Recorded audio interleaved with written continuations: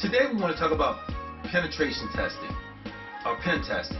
And it's the practice of strengthening network security by identifying the weaknesses and using some of the same techniques that hackers would use to get into your system. You know, it's a way of understanding where the gaps are to identify system risk. It's a lot cheaper than the actual recovery process should you be hacked. So a lot of people employ processes for doing pen testing simply by getting on the phone and calling a professional. But the truth is, most people and organizations don't have those kind of revenues where they can do these things. So in-house, if you have the skills and ability, why not do it yourself? Something is always going to be better than nothing, because the process is about lowering risk. So to do this DIY pen testing, you're going to use those same best practices and techniques. And if you're comfortable with your knowledge and understanding of networks, and it's more frugal to do it on your own, why not give it a try? So before you dive in and start poking and prodding at your security system, let's take a step back and think about what you're trying to achieve. Let's look at what you are trying to protect, where it is held, understanding where your jewels are, and how you would get to it. And if you aren't sure, let's evaluate all of these things. And let's look at the resources that you will use to do it.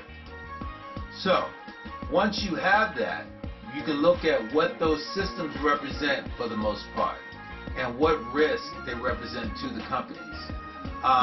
If you're a coder, ethical hacker, you should be able to achieve these processes.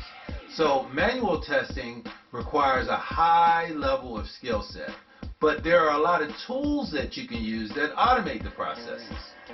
And by using these tools, you will be able to DIY in a way that you couldn't before. Some of these tools like Metasploit and SQL Map, they come installed with the basic Kali Linux operating system. So get a hold of Kali Linux. While there aren't exactly pen testing in a box processes, here are just a few resources that you can use to automate fundamental basic pen testing. Identify and look for obvious vulnerabilities.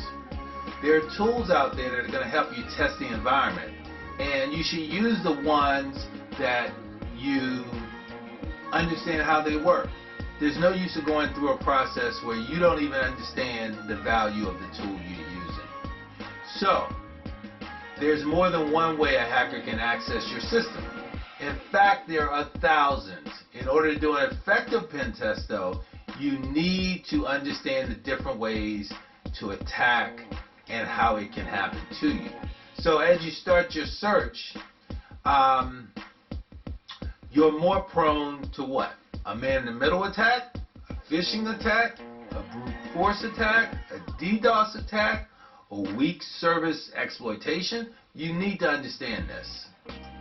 Now, be sure to not leave holes in your system should you go out and try to do this manual test as opposed to use a tool, like uploading files, adding users, making configuration changes, because what you might be doing is leaving a trail of evidence a mile long that a real hacker can come behind you, pick up the breadcrumbs, and hack your system. So be very careful about that. Remember what your mother always told you: clean up after yourself when you're in the kitchen doing things. So once you've conducted a thorough test and you have an idea of what's going on or the weaknesses in your system, you need to report back to management or IT about what you found. If it's your company, good on you. This helps you go and create a remediation process. The whole purpose of doing this assessment is so you understand where those holes are, and you can then put a process in place to minimize the risk associated with those holes. Again, we're talking a DIY process, but it's really something you should hire a professional to do. But risk management is what cybersecurity is all about. Understanding the vulnerabilities, the threats, and the consequences. And in any of these areas, if you can minimize the vulnerabilities, the threats, and the consequences, you've now reduced risk, meaning that you are just a little bit more cyber secure. This is Mike Eccles. Thanks for your time, and I'll see you soon.